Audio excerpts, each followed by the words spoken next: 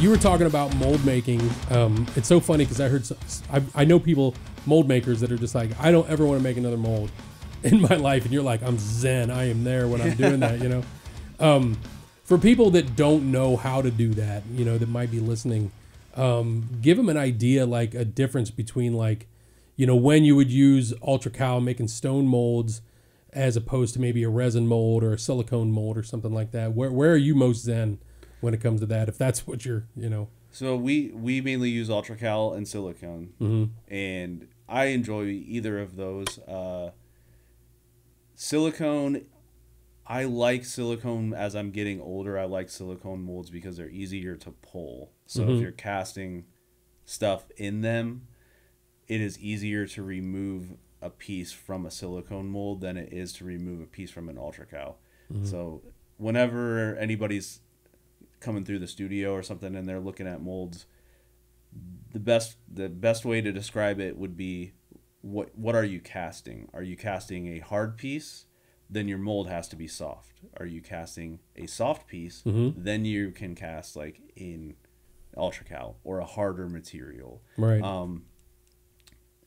In that, you know, so if you're using UltraCal, you're using latex and foam. Or if you're doing masks, you're just running latex just straight into the UltraCal. Right. And silicone is it's not as durable of a material as like a stone mold, but it is really good for casting polyurethanes. So you can cast a piece that's your piece ends up being more durable, being made out of polyurethane than being made out of latex. So let's, for instance, let's say, I don't know, let's say the buzzard one that I bought. I really love that thing. So let's say that one, you sculpted the buzzard, I'm assuming like the head or whatever. So you sculpted that out of wet clay? Yeah, we use a lot of wet clay and we use a lot of oil clay. Okay. So you sculpt it, and then how did you mold that one? Let's say that one in particular. How did you mold that, just for the people? So the head is polyurethane. It's the part that needs to be the most durable. The head or the neck is flexible, so that's out of silicone. Gotcha. So is that one mold then, the whole piece? It's multiple molds. Okay, that's what I thought. Yeah. The feet are molded in silicone. The body is UltraCal. The neck is UltraCal, and the head is silicone. Gotcha. So if you're casting a piece in silicone, you can't use a silicone mold because the silicone will stick to the silicone. Exactly. So you have to have that UltraCal or stone mold for casting the silicone. There you go. That's how it's done. So then, go ahead. And a lot of time, and it's like making a mold is very time consuming. Yeah. There's a lot of building walls, and where is it going to separate? How's it going to open? How's the piece going to pull out? Yeah. All of that the seam. Good stuff. That's what we always is like. Yeah. How do we hide the seam? Yep. You know.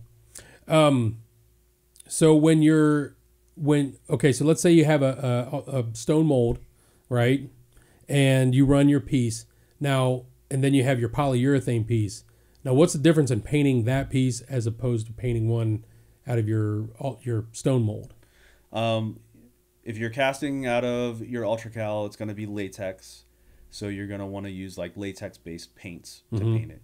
And I know a lot of people use just mixing a little bit of latex like into each layer of paint. There's specific paints that you can buy. There's all kinds of different methods to painting those, but ultimately they're all like kind of water-based latex paints. Right on. Your polyurethane head that you're gonna paint is a little. You need a lot more of a primer on it for the paint to start sticking to it. Right. Since it is a polyurethane, so as long as you prime the piece, from that point on, you can use kind of like more water-based latex paints. Very cool. Yeah, a lot of people ask that. You know, I've been asked like, you know, the difference, and I'm like, well, I don't know. So it's always good to ask somebody who does it every day, you know, how people, because there's a lot of people out there that are striving to learn this stuff, you know, that want to learn and, you know, just like you did, you know what I mean? Just try and do their own thing and make their own stuff. So it's always good. I try to, you know, give as much info as we can. to make it, to give another side of what it's like, in the Halloween or haunted attraction industry, going to the trade shows and stuff like that.